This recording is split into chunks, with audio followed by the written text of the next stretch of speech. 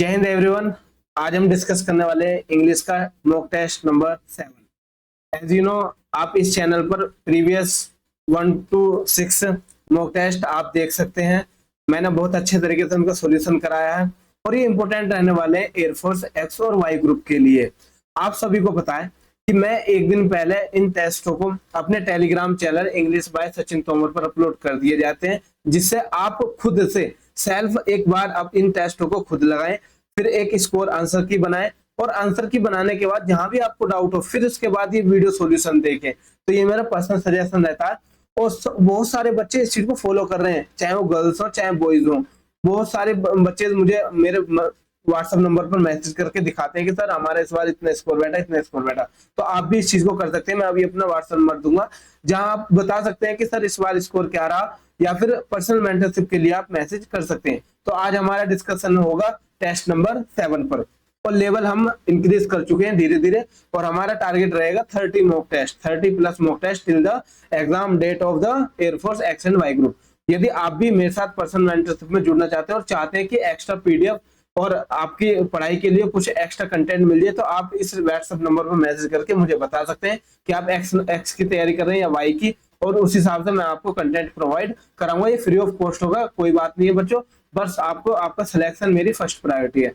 और हमारे इस चैनल को सब्सक्राइब कर लीजिए ताकि आपको आने वाली नोटिफिकेशंस टाइम टू टाइम मिलती रहे, अपडेट, नोट्स और वोकैब 100% सिक्योरिटी के साथ कि हम 18 प्लस इस बार इंग्लिश में नंबर गेन करने वाले हैं। और याद रखना, यदि आपने इंग्लिश में 18 प्लस मार्क्स गेन कर लिए तो फिर आपका एग्जाम क्लियर करने से कोई नहीं रोक सकता। बस आप सेक्शनल कट ऑफ पार करते जाइए और आपका एग्जाम क्लियर हो जाएगा।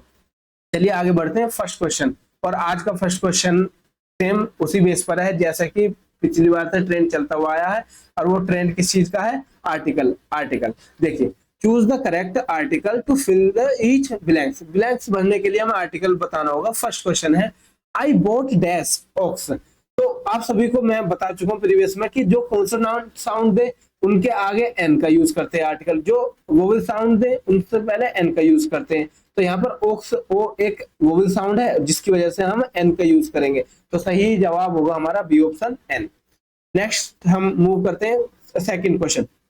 सेकंड क्वेश्चन में पूछा गया कि प्रीपोजिशन बताइए कि फिलअप है एक जो प्रीपोजिशन के बेस्ड है। तो पढ़ते हैं हम, mister Indira Gandhi died dash her country. याद रखें बच्चों, जो भी डाइड अगर किसी डिसीज से है तो उसके लिए अलग प्रीपोजिशन होती है, किसी रीजन से है तो वो अलग है। बट कंट्री के लिए डाई होना उसके लिए आता है डाई फोर। तो हमारा सेकंड आंसर सही होगा डाई फोर। तो mister Indira Gandhi died, missus Indira Gandhi died for her country. Next 7 है, life according to Hinduism is divided dash 4 stage to 4 of by. बच्चों इसके सारे ऑप्शंस गलत हैं, मैं अलग से लिख देता हूं।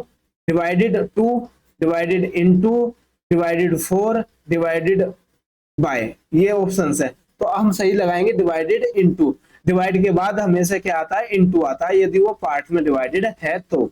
ये टाइपिंग मिस्टेक थी और कुछ नहीं है, आपको याद रखना है। इसके बाद फोर्थ क्वेश्चन क्या है हमारा? Choose the correct opposite of the word. Opposite का मतलब होता है बच्चों एंटोनिम्स। हमें एंटोनिम्स बताना होगा गिवन वर्ड्स का। तो हमारे पास वर्ड है pleasure. As you know the pleasure means enjoyment. हम लिख सकते हैं एंजॉयमेंट। अब एंजॉयमेंट से तो उसमें हम एंटरटेनमेंट लगा सकते हैं, बिल्कुल ये इसका सिनोनिम हो जाएगा। और synonym means same meaning. Joy कह सकते हैं, हाँ इसे हम जॉय कह सकते हैं। हैप्पीनेस कह सकते हैं, और बहुत सारे वर्ड्स हो सकते हैं, बट फिलहाल के लिए इतने एग्जांपल समझ लीजिए। जॉय इसका सिनोनिम्स हो सकता है एंटरटेनमेंट। और याद रखना, रिक्रिएशन का मतलब भी एंजॉयमेंट होता है। रिक्रिएशन का मतलब भी प्लेजर, एंजॉयमेंट, जॉय, हैप्पीनेस होता है। तो हमारा सही आंसर क्या होगा? पेन्स। मतलब प्लेजर मीन्स खुशी, और हम कह सकते हैं हैप्पीनेस और अच्छा हो लगना। बट पेन्स में क्या आ जाएगा? दुख, कष्ट। ओके, इसके बाद आप मुझे पेन्स का एक दो सिनोनिम्स इसमें बताएंगे कमेंट बॉक्स में।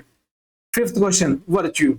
बताइए वर्च्यू का मतलब क्या होता है? वर्च्यू का मतलब होता है बच्चों सही क्वालिटी, अच्छे गुण, कैरेक्टर। क्वालिटी हम सिनोनिम्स कह सकते हैं, character, good character, good character भी एक सिनोनिम्स हो सकता है। उसके बाद हम कह सकते हैं गुड हैबिट होना, गुड हैबिट्स। बट अब हमारे सामने वाइज और बैड हैबिट्स है, बट बैड हैबिट्स ज्यादा मीनिंग शो नहीं कर रहा जितना वाइज कर रहा है। यदि वाइज ऑप्शन में नहीं होता तो हम बैड हैबिट को प्रेफरेंस देते, बट यहाँ पर हमें मोस्ट सुटेबल वर्ड लगाना होता है, इसलिए वाइज हमारा सही आंसर होगा। और वाइज का मतलब होता है एविल, बैडनेस, बैडनेस, या फिर हम कह सकते हैं एविल।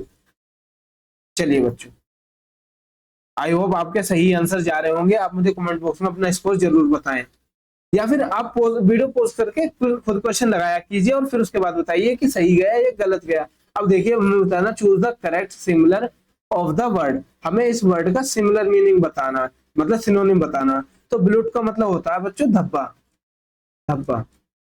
ओके स्टूडेंट्स, और इसमें हम क्या लिख सकते हैं, स्पोर्ट, और या फिर स्ट्रेन, स्ट्रेन, ये सब क्या होते हैं, धब्बा, मार्क। तो स्पॉइल, स्पॉइल का मतलब होता है खराब करना, क्या जी, वेस्ट करना, वेस्ट या फिर खराब। नेक्स्ट स्टेन तो हमारा आंसर हो जाएगा क्योंकि सिमिलर मीनिंग बताना। ब्लैक आप जानते हो कलर से रिलेटेड है। और बैच, बैच का मतलब हो जाता है जैसे कि आपका एक बैच बनता है, टीम बनती है, ग्रुप बनता है, उसको हम क्या कहते हैं, बैच बोलते हैं। चल सेवंथ, सेवंथ क्वेश्चन में पूछा गया है इंटेरोगेटिव, इंटेरोगेटिव का सिनोनिम्स बताइए। तो इंटेरोगेटिव रिलेटेड टू क्वेश्चन, मतलब जिसमें क्वेश्चन आस्क किया जाए, पूछा जाए। तो कमांड नहीं होगा, ऑर्डर नहीं होगा, ऑर्डर और कमांड सिनोनिम्स है। रिप्लाई करना भी नहीं, क्या होगा, question for a long time. Next eighth question, eighth question है choose the wrongly spelled word. अब हमें रोंगली स्पेल्ड वर्ड बताना है। बच्चों याद रखना कि ये मॉडल बेस्ड है एग्जाम, जैसा आपका एग्जाम आने वाला है ना, सेम उसी पर बेस्ड है, सेम स्ट्रक्चर का रहेगा, सेम थ्योरी। मतलब ये मान लीजिए हमारा एक्सपीरियंस किस लिए काम आएगा, इसीलिए तो काम आएगा। अब जैसे जैसे इसमें सिलेक्टिव क्वेश्चंस है ना, सेम आपको एयरफोर्स में देखने को मिलेंगे, और आप डिफरेंस ही नहीं कर पाओगे कि सचिन सर ने कराए थे या फिर यहाँ का ओरिजिनल टेस्ट है, बिल्कुल सेम मिलने वाला, आपको ये याद रखना। और हमारा टारगेट रहेगा 18 प्लस का। इसके बाद भी यदि आपको कुछ भी डाउट आता है, मैंने आपको व्हाट्सएप नंबर दे रखा है, आप मैसेज करके अपने हमारे पर्सनल मेंटरशिप प्रोग्राम में ऐड हो सकते हैं। यदि आपका एग्जाम निकल जाता है, फेज 1 क्वालिफाई हो जाता है, तो उसमें हम आपको जीडी की तैयारी भी करवाने वाले, चाहे हम आपसे कितने भी दूर बैठे हो, बट आपके नोट्स हो, चाहे डिस्कशन हो, इंट्रोडक्शन हो, सब चीज तैयारी कराएंगे हम आपकी। देखिए बच्चों, अब इसमें फुलफिल, मिसलेनियस, लाइब्रेरी और काउंसिल। अब हमारे पास ये 4 वर्ड है, और 4 वर्ड में हमें देखना होगा कि किसमें स्पेलिंग मिस्टेक है। तो देखिए काउंसिल बिल्कुल सही है, लाइब्रेरी की स्पेलिंग सही है, और मिसलेनियस की भी सही है, बट हमारी गलत और रॉन्गली स्पेल्ड वर्ड है फुलफिल। फुलफिल की करेक्ट स्पेलिंग क्या होगी, FUILW, FU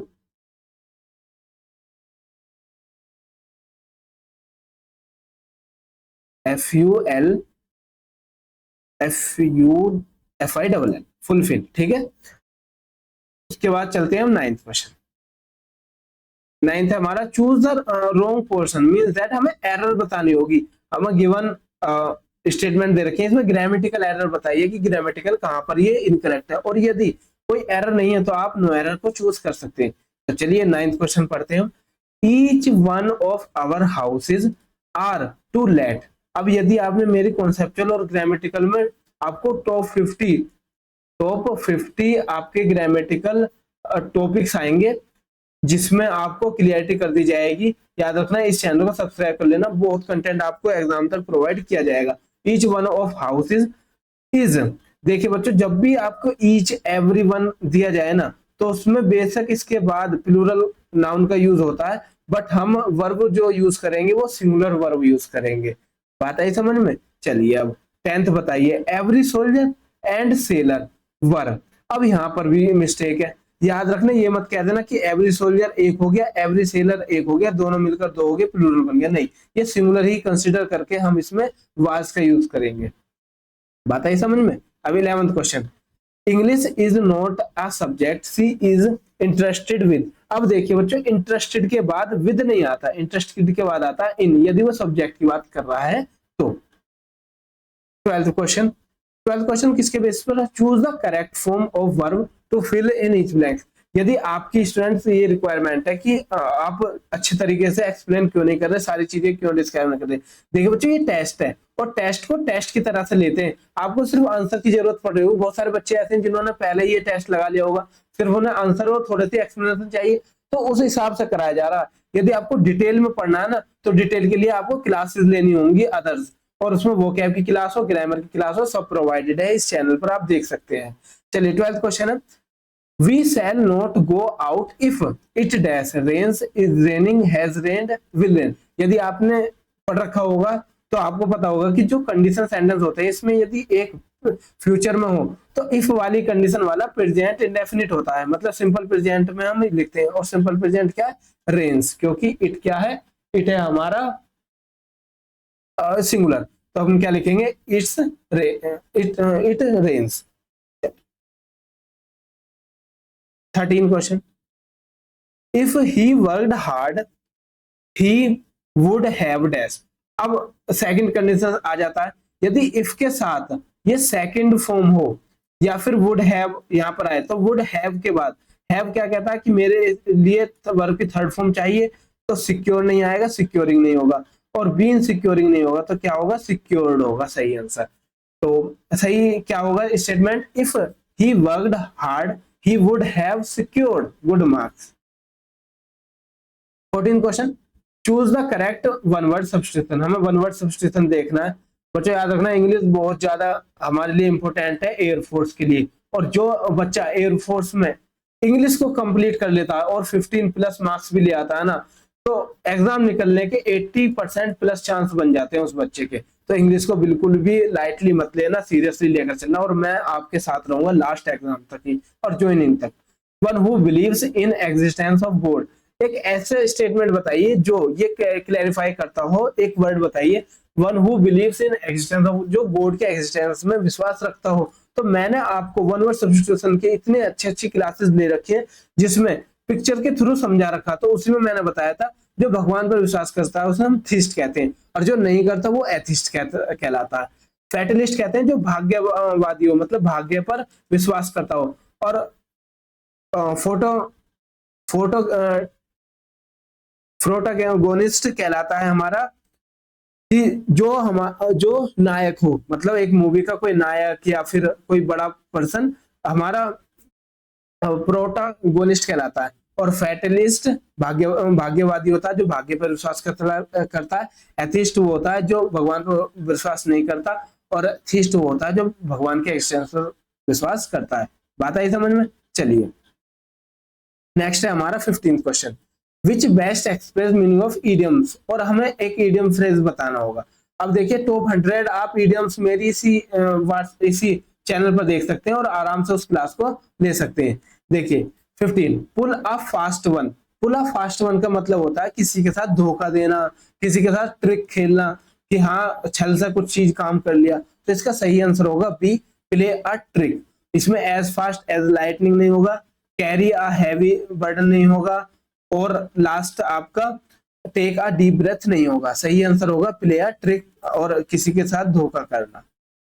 नेक्स्ट देखते हैं 16, choose the correct change of narration. अब हमें नरेशन बताना होगा। नरेशन देखिए क्या है, Rita said I am not feeling well. अब आप सभी बच्चों को पता होगा यदि ये वाला पार्ट पास्ट में होता है, रिपोर्टिंग स्पीच, तो हमारे जो रिपोर्टेड स्पीच होती है उससे हम चेंज कर देते हैं पास्ट के अकॉर्डिंग, पास्ट हो जाता है। तो यहाँ प्रेजेंट इंडेफ कंटिन्यूअस है तो वहाँ पास्ट कंटिन्यूअस हो जाएगा। तो देखिए पास्ट कंटिन्यूअस, या फिर एम का वाज हो जाना, विल नहीं होगा, इज नहीं होगा, एम नहीं होगा। तो हमारा फर्स्ट आंसर है Rita said that she was not feeling well.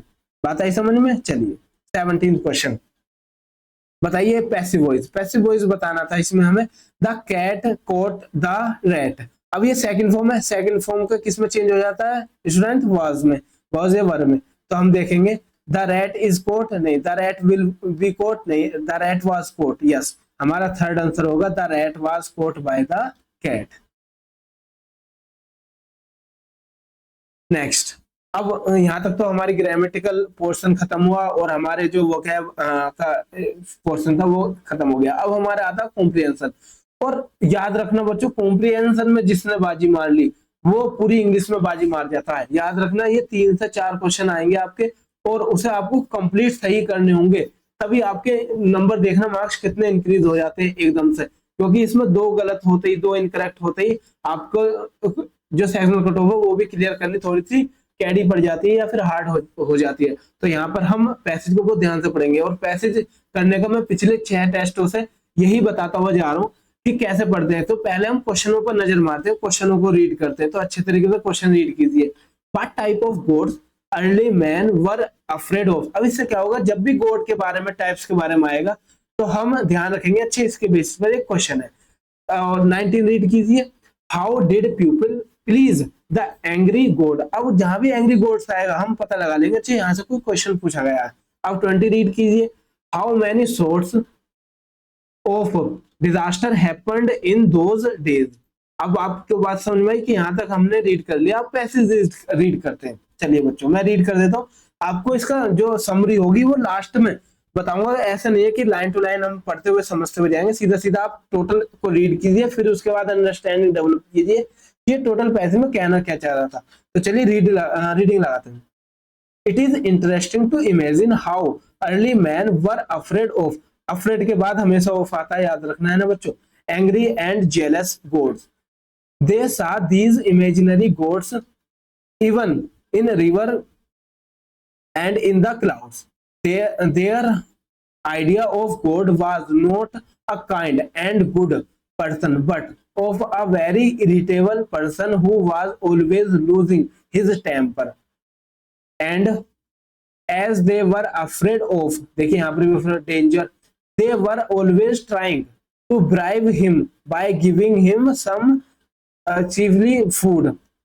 Sometimes it disaster came like an earthquake, food flood, and a disease which killed a large number of people. They would become frightened and thought that the gods were angry. हमने read लगाया, हमने पता चला कि जो पहले के लोग थे वो सोचते थे कि गॉड जो है वो इरिटेटिंग पर्सन है, जो जल्दी जल्दी अपना टेम्पर खो देता है, और डर लगता था उनके कि अगर वो गुस्से में आ जाएंगे तो डिजास्टर आ जाएगा, अर्थक्वेक आ जाता है, फ्लड, बाढ़ आ जाती है, और कुछ ऐसी डिसीज आ जाती है जिससे बहुत सारे पीपल मर जाते हैं, खत्म हो जाते हैं। तो इस डर से गॉड का जो एंग्री है वो निकलता है कि गॉड एंग्री है, उससे ये पता चलता है। और उसे किस तरीके से मनाते थे, वो फूड देकर। तो इस तरीके से थिंकिंग चल रही है इसमें। अब हम पढ़ते हैं first question. What type of gods early man were afraid of. तो जेंटल एंड नोबल तो नहीं था, बोथ एंग्री एंड जेलस, सिर्फ ये था एंग्री एंड जेलस। बात आई समझ में। अब यहाँ से आप देख सकते हैं कि एंग्री एंड जेलस आपको यही मिल जाएगा, god and very irritating person and always losing their temper. अब देखिए यहाँ था ये जेलसी, ठीक है, एंगर एंड जेलस। नेक्स्ट देखिए, how did people please the angry god. अब किस तरीके से करते थे, तो sacrifice their child, giving them food, by giving wealth. तो वेल्थ का तो नाम ही नहीं आया, चाइल्ड का नाम नहीं आया, तो किसका नाम आया था, फूड का नाम आया था। देखिए ये रहा, चीफली फूड।